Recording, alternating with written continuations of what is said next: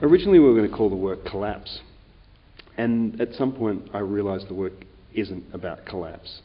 It's actually about the moment before the body starts collapsing, when it's in mid-flight and is caught at the apex of flight. So very much the work is about the antithesis of gravity, and so there's something idealistic that we somehow invest in that image of seeing a human body somehow defying gravity. Well, it's like human potential. Mm. You know, we see it, so we feel that this is not, it is extraordinary to us, but it's not beyond the limits of the human being. So we do feel empowered. And initially I was wondering what the work would be about. Should there be some other thematic basis to the work other than photography? Could the photography somehow seem to add as an empowering element into some other kind of, not narrative, but some other conceptual area that had nothing to do with photography at all? But then I kind of, at some point I arrived at this realization that the work actually could just be about photography, because there's so many ideas embedded in the concepts of what photography constitutes, both as a physical and chemical form, and also conceptually, and also what it does in terms of its relationship to time and perception.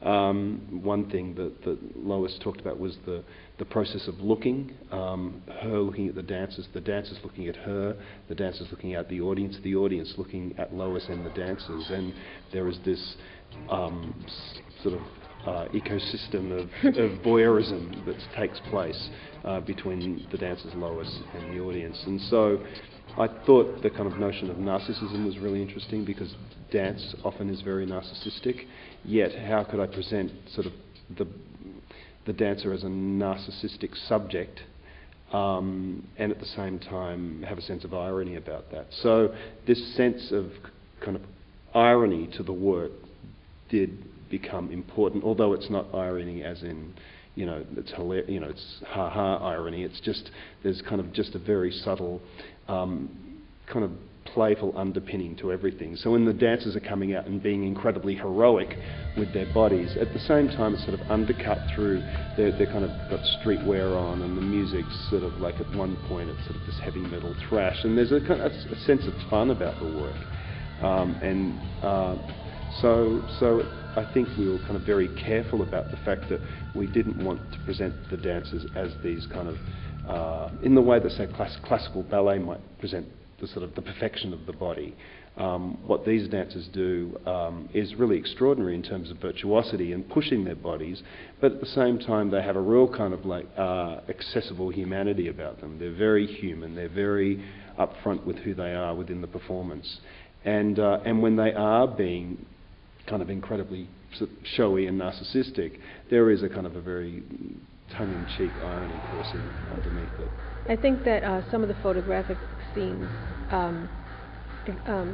resonate on different levels. For example, what we call the bodyscape scene, which is the dancers entwined, and I walk out with a very long lens, and I'm very intrusive, and it's very voyeuristic.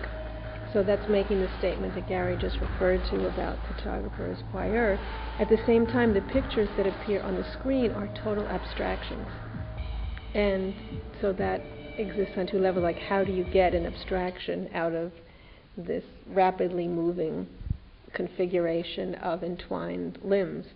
And what's interesting from my point of view with that is that I'm somewhat shooting blind in a sense with it, because I'm so close up and it's moving so quickly. And then the stroboscopic scene where you see 6 arms and limbs moving against black. On one hand, that is referring back to the origins of photography and early photographic experimentation on human locomotion and, the history of photography. And also it's an attempt to have a photograph show motion, because the rest of the show, everything is arrested motion, but in the stroboscopic you get a panoply of arms which depict the motion. So everything kind of exists on a couple of levels simultaneously.